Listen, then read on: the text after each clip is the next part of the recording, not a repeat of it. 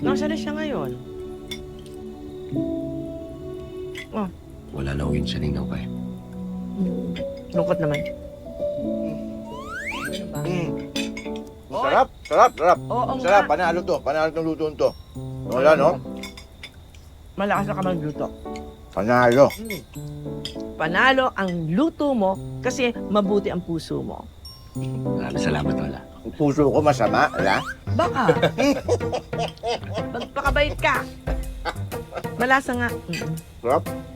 Paparami kain. Oo nga eh. Kaya hindi mo ba namimiss yung mga tostadong isda ko? Alam mo, namayat ako ha. Ngayon na lang ako tatabawan na.